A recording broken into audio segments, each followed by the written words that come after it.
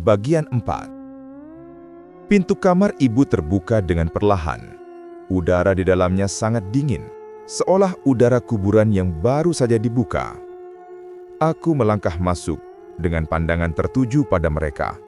3 sosok gaib yang berdiri tegap di sisi jenazah ibu.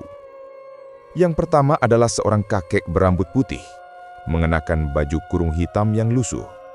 Yang kedua, seorang perempuan muda dengan baju merah dan rambut lebat yang tergantung di pundak. Dan di belakang mereka, 3 anak kecil yang matanya kosong, hanya berwarna hitam penuh. Mereka menatap dengan pandangan yang tajam, seolah mampu menembus jauh ke dalam jiwaku. Tanpa mengucapkan kata apapun, ketiga sosok itu menghilang perlahan-lahan, seperti es yang mencair di bawah sinar matahari.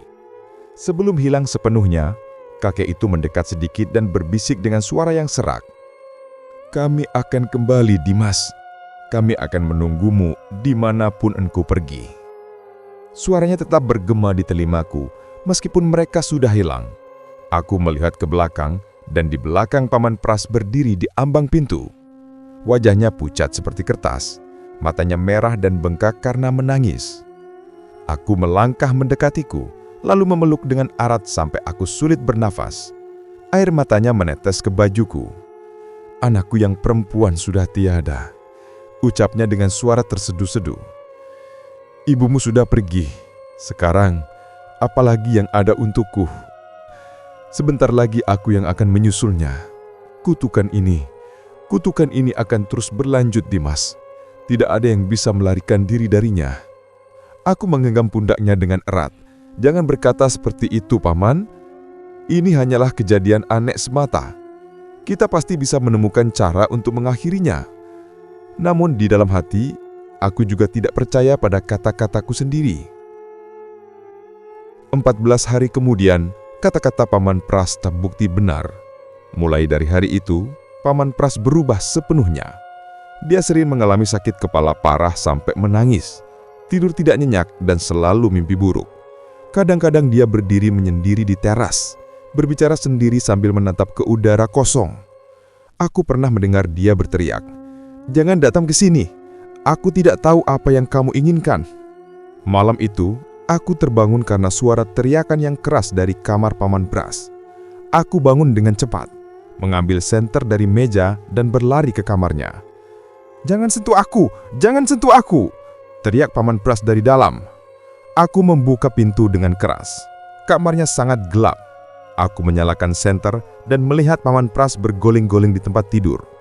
Tangannya memukul-mukul udara seolah sedang melawan sesuatu yang tidak kulihat. "Paman, apa yang terjadi?" panggilku. Dia melihat aku. Matanya penuh dengan ketakutan. "Dimas, mereka ada di sini. Mereka mau bawa aku pergi." Sebelum aku sempat berkata apapun, dia menggelengkan kepala, lalu menjadi diam. Badannya tidak bergerak lagi. Keesokan harinya, Paman Pras meninggal dunia. Kita semua terkejut dan sedih.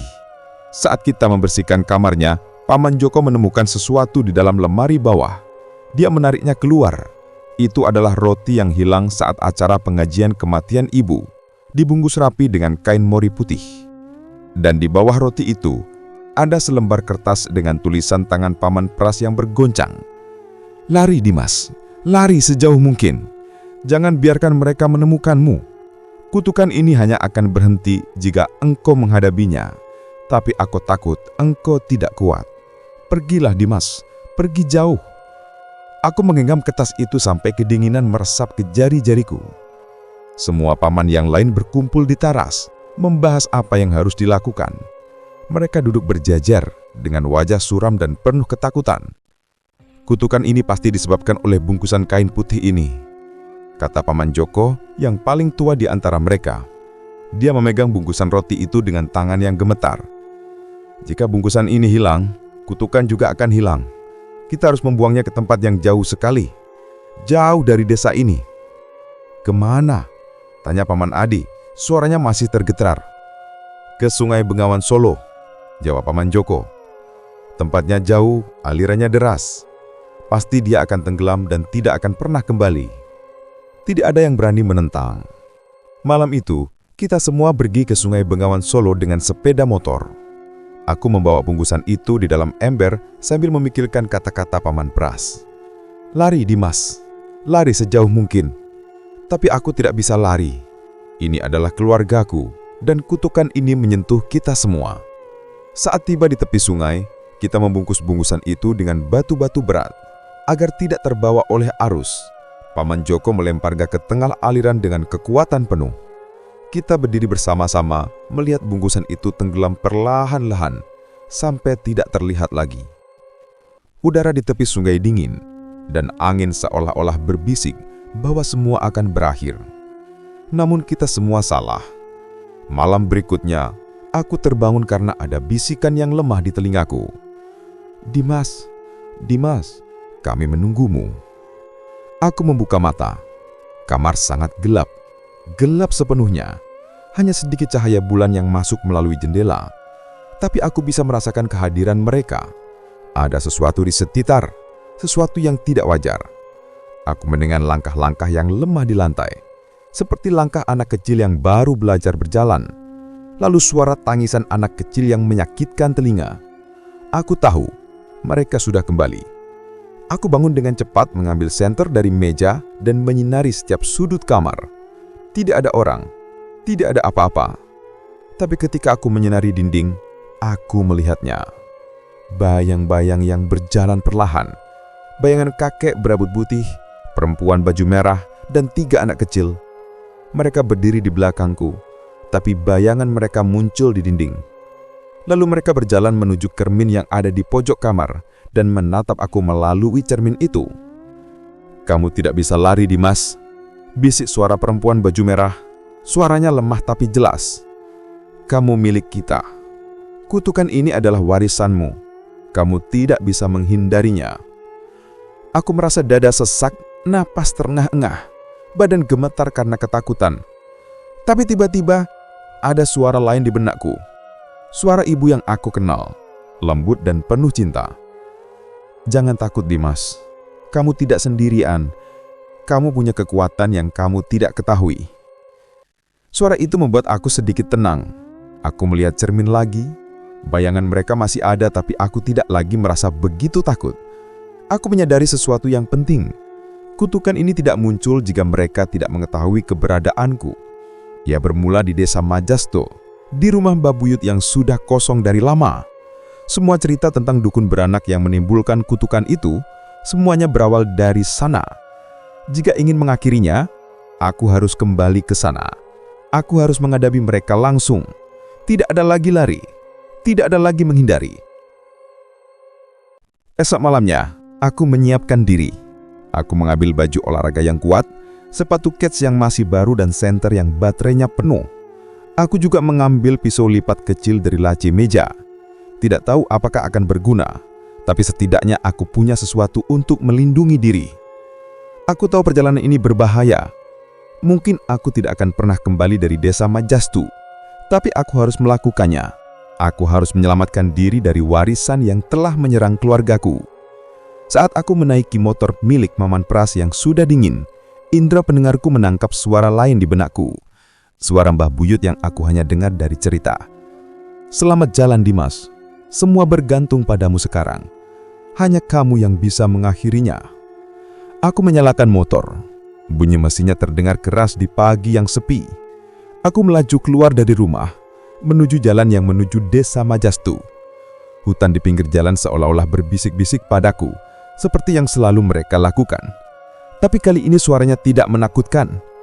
Mereka berkata, "Kamu kuat, kamu bisa mengalahkan mereka. Jangan takut untuk menghadapi apa yang ada di depanmu." Aku menekan gas lebih dalam. Motor melaju cepat di jalan yang kosong. Matahari mulai muncul dari balik bukit, memberikan cahaya pada jalan. Aku siap. Aku sungguh-sungguh siap menghadapi petaka dukun beranak yang telah merusak keluargaku.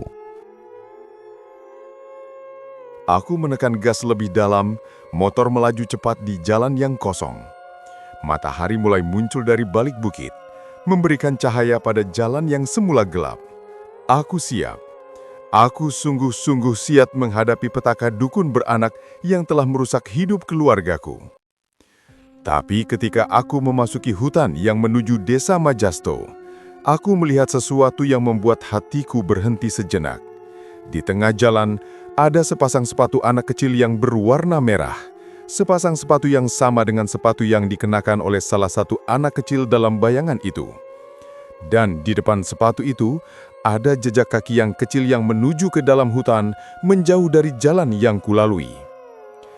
Jejak kaki yang kecil itu terlihat jelas di atas tanah liat yang basah, berjalan lurus ke dalam hutan yang lebat.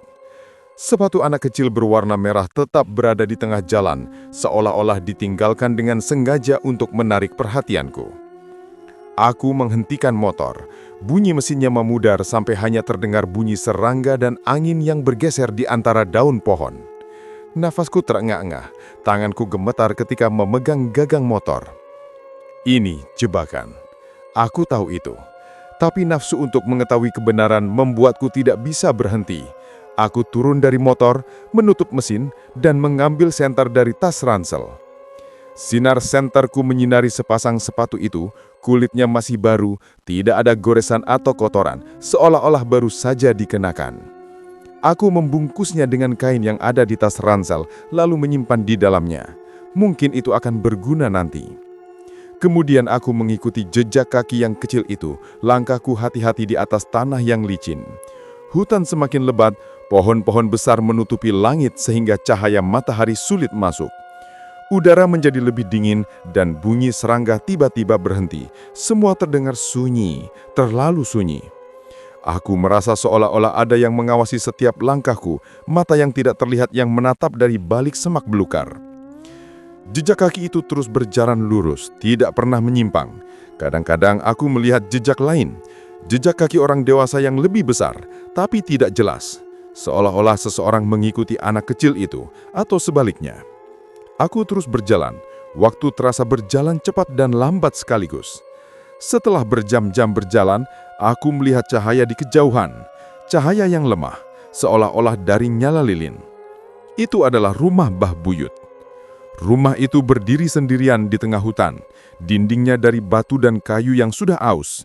Atapnya sebagian runtuh dan semak belukar tumbuh di sekitar tembak. Cahaya lilin itu berasal dari dalam rumah, menyala lemah melalui jendela yang pecah. Aku mendekati dengan langkah yang semakin perlahan, senterku menyinari setiap sudut. Di depan pintu, ada jejak kaki yang sama dengan yang aku ikuti, dan jejak orang dewasa yang lebih besar yang berhenti tepat di ambang pintu. Aku menggenggam pisau lipat di saku bajuku, jari-jariku terasa kaku. Pintu rumah terbuka sedikit, seolah-olah menunggu kedatanganku. Aku mendekati, dan ketika aku menyentuh gagang pintu, bunyi gereek yang keras terdengar membuat aku terkejut. Udara di dalam rumah sangat dingin, dan bau kayu basah dan debu menyebar ke hidungku. Sinar senterku menyinari ruangan depan. Di tengah ruangan, ada meja kayu yang sudah aus, dan di atasnya tergantung lilin yang menyala. Di sekitar meja, ada 3 kursi yang kosong. Tapi yang membuat hatiku berdebar kencang adalah apa yang ada di dinding.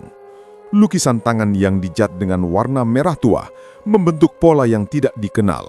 Pola itu terlihat seperti tulisan kuno atau simbol yang membawa makna tersembunyi.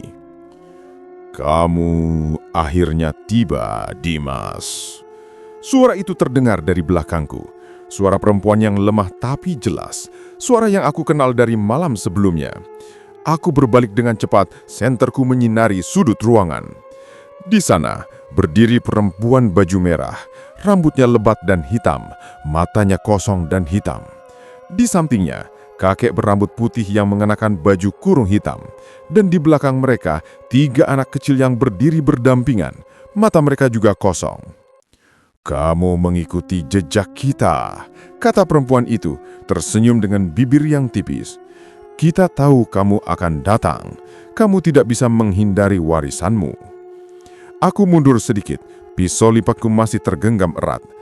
"Apa yang kamu inginkan dariku? Mengapa kamu membunuh keluargaku?" Kakek itu menghela nafas dengan suara serak. "Kita tidak membunuh mereka, Dimas. Mereka membunuh diri sendiri dengan ketakutan. Kutukan ini bukanlah hukuman, ini adalah janji. Janji yang dibuat oleh mahbuyutmu dulu ketika dia meminta bantuan dari kita. Janji? Aku bingung. Cerita yang aku dengar selalu mengatakan bahwa dukun beranak itu menimbulkan kutukan karena dianiaya. Tapi apa yang mereka katakan berbeda. Apa janji itu? Tanyaku dengan suara yang terengah-engah. Kamu akan tahu, tetapi pertama, kamu harus melihat apa yang ada di kamar belakang, tempat di mana semuanya bermula. Dia menunjuk ke pintu kecil di sudut ruangan, pintu yang tertutup rapat. Aku melihat ke arah pintu, lalu kembali ke mereka. Mereka tidak bergerak, hanya menatapku dengan pandangan yang dalam. Aku merasa terpaksa untuk mengikuti. Aku berjalan menuju pintu, tanganku gemetar ketika memegang gagang. Pintu itu terbuka dengan mudah dan sinar senterku menyinari ruangan belakang. Ruangan ini lebih kecil dan di tengahnya ada ranjang kayu yang sudah aus. Di atas ranjang ada bungkusan kain putih yang sama dengan bungkusan roti yang kita buang ke sungai. Aku mendekati, hatiku berdebar kencang. Aku membungkanya dengan hati-hati dan apa yang aku lihat membuatku terkejut sampai tidak bisa bernafas. Di dalamnya ada sepotong kain yang penuh dengan tulisan tangan, tulisan dari mahbuyut. Dan di samping kain itu ada sebuah botol kaca yang berisi cairan berwarna hitam. Aku membaca tulisan di kain itu, tulisan yang tertulis dengan tangan yang gemetar. Aku meminta bantuan dari mereka, para penjaga alam yang terlalai. Aku berjanji bahwa salah satu keturunanku akan menggantikan aku menjadi penjaga baru. Jika janji ini tidak ditepati, kutukan akan menimpa semua keturunanku. Hanya yang berani menghadapi mereka yang bisa mengakhiri semuanya. Aku merasa pusing, semua cerita yang aku kenal terbalik. Kutukan itu bukan karena dianiaya, melainkan karena janji yang tidak ditepati. Dan aku adalah keturunanku yang harus menggantikan Mbah Buyut. Ya, Dimas, kamu adalah yang dipilih. Kamu harus menjadi penjaga baru, atau kutukan akan terus berlanjut sampai tidak ada lagi keturunanku yang tersisa. Aku tidak mau menjadi penjagamu. Perempuan itu tersenyum lagi. Kamu tidak punya pilihan. Atau andakah kamu mau melihat semua orang yang kamu cintai mati satu persatu? Tiba-tiba aku mendengar suara yang lain, suara nenek yang aku kenal, suara yang lemah dan penuh kesedihan. Dimas, jangan terjebak oleh kata-kata mereka.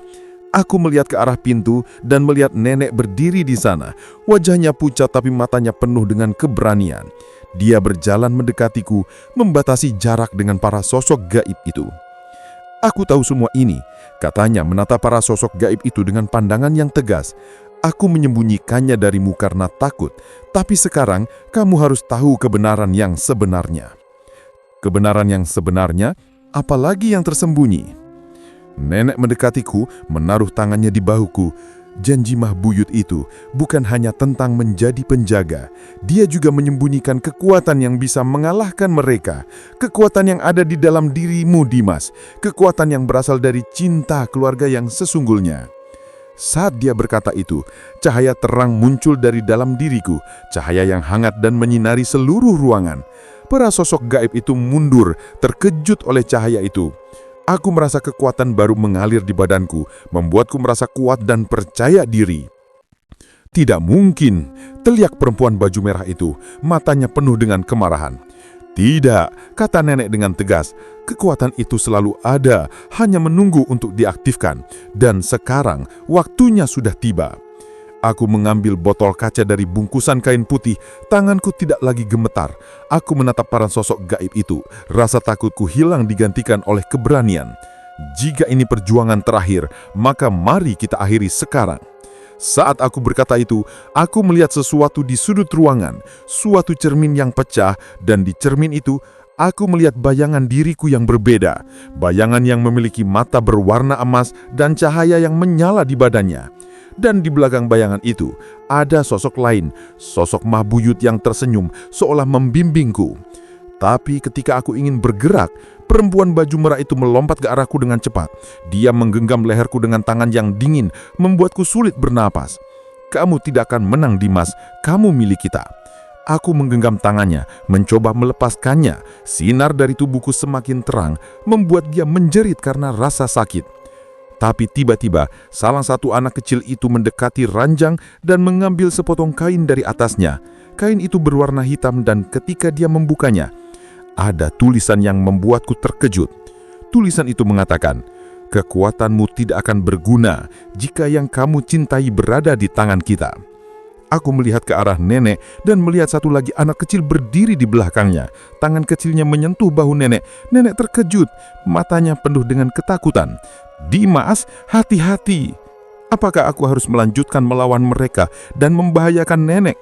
Ataukah harus aku menyerah untuk menyelamatkannya dan dengan itu membiarkanku